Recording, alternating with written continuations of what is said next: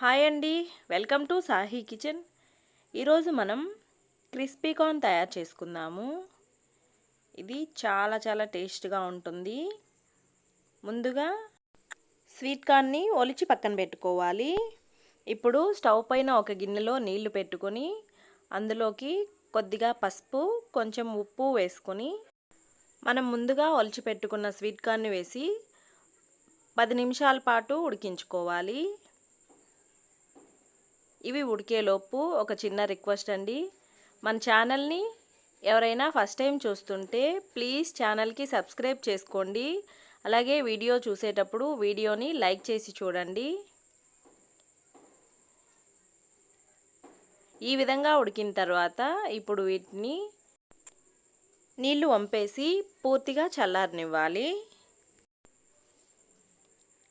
ఇలా పూర్తిగా చల్లారిన తర్వాత ఇప్పుడు ఇందులో 2 టేబుల్ స్పూన్ల మైదా, అలాగే 2 టేబుల్ స్పూన్ల కార్న్ఫ్లోర్ వేసుకోవాలి.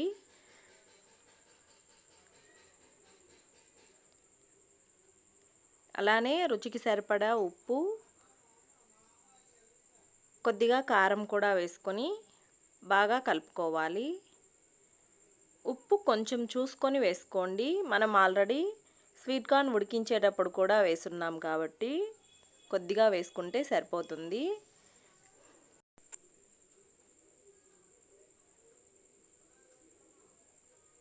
ఈ విధంగా పిండి మొత్తాన్ని అన్నిటికీ పట్టే విధంగా కలుపుకొని ఇప్పుడు డీప్ ఫ్రైకి సరిపడా నూనె వేడి చేసుకొని, నూనె వేడెక్కిన తర్వాత మనం ముందుగా కలుపుకున్న స్వీట్ కార్న్ వేసి ఫ్రై చేసుకోవాలి. స్వీట్ కార్న్ మనకి ఫ్రై అయ్యాయి అని ఎలా తెలుస్తుందంటే, ఇవి ఫ్రై అయిన వెంటనే ఆయిల్ నుంచి పైకి తేలుతూ ఉంటాయి. ఈ విధంగా పైకి తేలాయంటే మనకి ఫ్రై అయిపోయినట్టు. ఇప్పుడు వీటిని ఆయిల్లో నుంచి తీసేసి పక్కన పెట్టుకుందాము. మరొక పక్కన స్టవ్ పైన కడాయి పెట్టి 1 టేబుల్ స్పూన్ నూనె వేసుకొని ఇందులోకి సన్నగా కట్ చేసిన వెల్లుల్లి, అలాగే ఉల్లిపాయలు వేసుకొని ఫ్రై చేసుకోవాలి. ఇవి 1 నిమిషం పాటు అలా మగ్గిన తర్వాత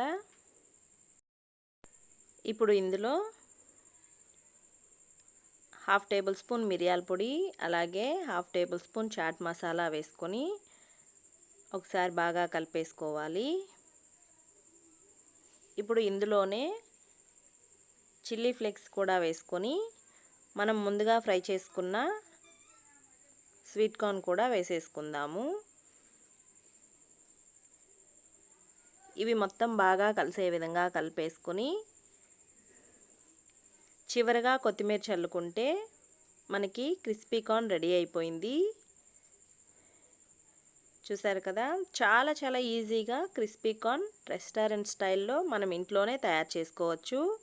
తప్పకుండా మీరు కూడా ట్రై చేయండి. ఎలా వచ్చిందో కామెంట్లో చెప్పండి. ఈ వీడియో మీకు నచ్చినట్లయితే ప్లీజ్ వీడియోని లైక్ చేయండి, షేర్ చేయండి, సబ్స్క్రైబ్ చేయడం మాత్రం మర్చిపోకండి. వీడియో చివరి వరకు చూసినందుకు థ్యాంక్ యూ.